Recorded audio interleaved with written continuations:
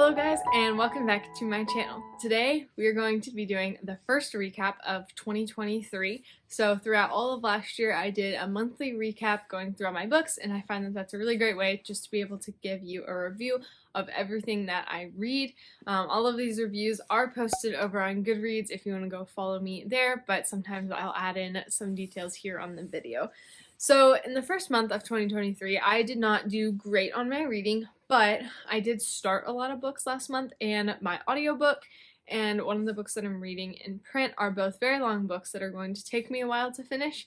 So that is why I didn't finish as many in the first month of this year.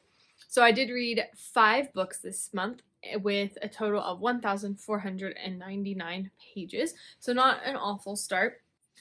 The first book that I finished this month was The Lost Melody by Joanna Davidson Politano. I've read, I think, one of her other books so far, and I'm not super impressed with her writing, although a lot of Christian fiction readers really like her stuff. This is a story of a concert pianist who somehow gets put into an asylum, and I think she begins working there and trying to help them with music, but then she becomes one of the patients there.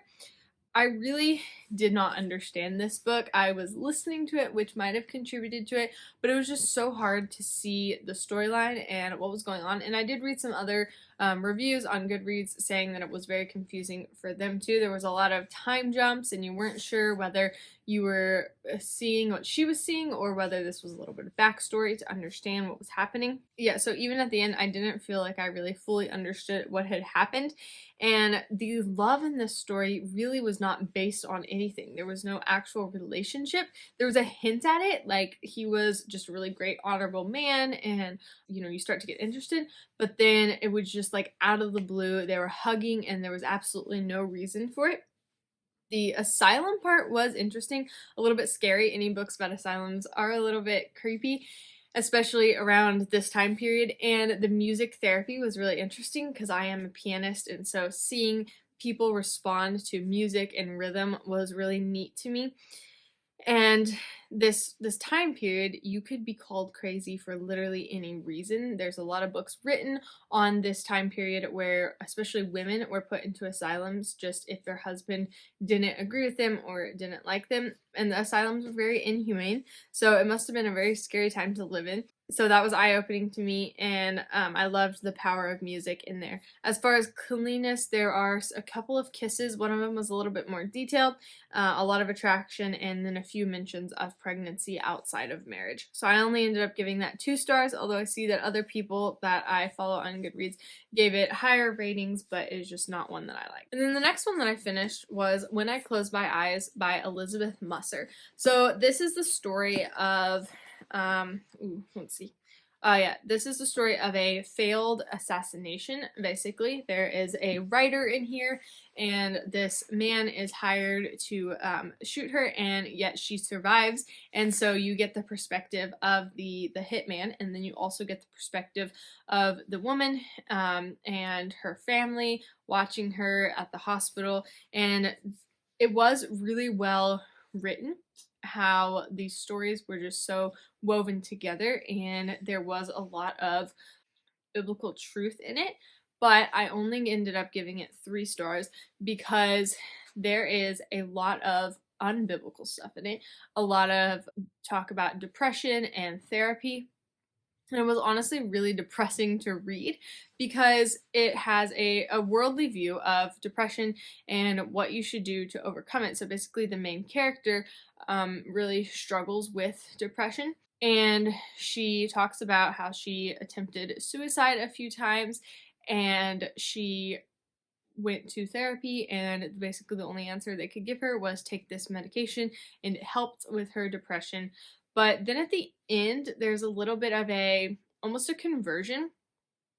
And then she says that all of a sudden life was happy and wasn't as sad anymore. And so it made you question that maybe she wasn't actually a believer throughout all of this time where she was struggling with depression. But it was just really sad to read, and I felt like anyone who is not a believer and who doesn't have biblical counseling in their church, it must be really terrible to struggle with depression because there just are no answers. And the only remedy they can give is be enslaved to this medication for the rest of your life. But as a trained biblical counselor, I don't believe that that's the only answer for you. The Bible has answers to find freedom from that. And so in my review, I just put the biblical counseling website on there. The end of this book ends with, find support from these very unbiblical support services or therapy sessions, and those ultimately aren't going to do anything. So I was very disappointed in just the unbiblical worldview that was presented in this book. And then the next book I read was one that I got for Christmas, Fractals by Jason Lyle. I have seen one of his YouTube videos that he did a while back. I watched it talking about the Mandelbrot set. So he just published this book last year, and it was a really well done book. I mean, there are beautiful illustrations in here of basically the Mandelbrot set. He spends a long time talking about that, and then talks a little bit about other patterns at the end. And this is just really fascinating to see the infinite beauty of God and the infinite beauty that he has put into creation for us to be able to enjoy. And Jason Lyle makes a really good argument for the fact that nothing could have created this amazing pattern in math except for God, because it couldn't have evolved. We didn't create it, we just discovered the pattern. And he goes through and proves that if you chose other patterns, you would still have some kind of beauty to it. And it was just really fascinating to read, and he even has a gospel presentation at the end of the book. The only problem I had with this, and I gave it 4.5 stars, was because of the typos and a little bit of repetitiveness. He does go over the same things a lot, but he does prove his point really well, and it is just a beautiful book to have and to be able to marvel at the beautiful patterns. Then the next book is this DIY sourdough book by John and Jessica Moody. My dad got this the other day, and I really read it in one afternoon, just quickly reading through it. So he starts off talking about how he uses whole grains in his sourdough, and then gives a lot of recipes in here. Some of the recipes look really interesting, and I do want to try them. However, I only ended up giving this book 3 stars because it was a lot less like science like I wanted to see. He didn't talk a lot about why sourdough is really good for you and why it helps with breaking down the gluten. I'd like to see a book about that. Whereas this one was just talking about how he enjoys doing it, and a lot more about the grains and what grains he likes to use.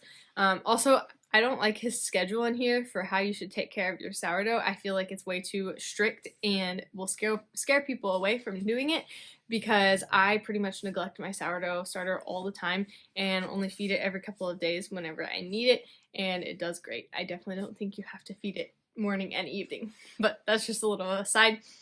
So if you want some good starter recipes in here, they are pretty good basic recipes, although I would add like, I think he has like 8 hours in here for the ferment time. I would add at least another 8 more to really get the health benefits. And then the last book I finished was another Elizabeth Musser, The Sweetest Thing, and I gave this one 4 stars. This one takes place in the 1930s. So during the Depression. And Annie Perry Singleton's world is defined by security of family, the camaraderie of friends at an exclusive Atlantic girls' school, and an enviable social life. She isn't looking for new friends when Mary Dobbs Dillard arrives from Chicago. Besides, Dobbs, the passionate and fiercely individualistic daughter of an itinerant minister, is her opposite in every way. But then they become friends, and it is kind of a rocky friendship throughout, but I think what's cool is that it is based off of telling each other the truth, and that can hurt their friendship a lot, but then they come back and they're stronger for it. And especially Perry, she gets mad at Dobbs for telling the truth a lot, and then she comes back to her just because she appreciates that this friend is not fake, like a lot of the rich society in Atlanta was very fake and putting on a facade. I really liked the characters in this one. I felt like the character development was really good, especially Hank in here, I think was the best male character that she has written that I've read so far. And I think there was a lot of really good lessons in here about what love is and what the wrong kind of love is. I've already mentioned that the good friendship was based off of telling the truth, and sometimes that hurts, but there was not so great relationships that were going on, and then you see just really selfless love. So I thought that she did a really good job of showing the different kinds of fake love that there are. And honestly, in the last quarter of the book, my heart was literally hurting so bad. I was brought to tears so many times because Perry, Hank, Kubi, and Perry again in the end, there's just so many hard things that are happening to them, and you just ache for them.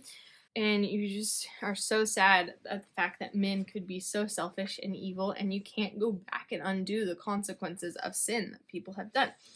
So the thing about this book is that I really enjoyed the message that it had for believers. When hard things are happening, you shouldn't be asking why they're happening. You should be asking, what can I be doing in this situation, and how can I be growing? So there's a lot of good messages on trusting in God, and she did mention sin a couple of times and just the consequences that it has on your life and on your children's lives.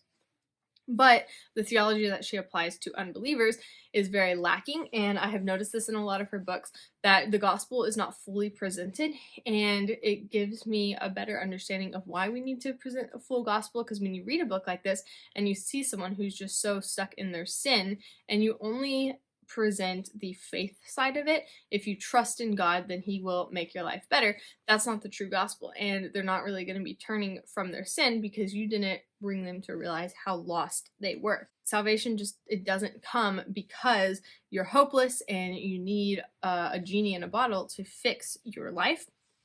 So there can be no true salvation without a brokenness over sin.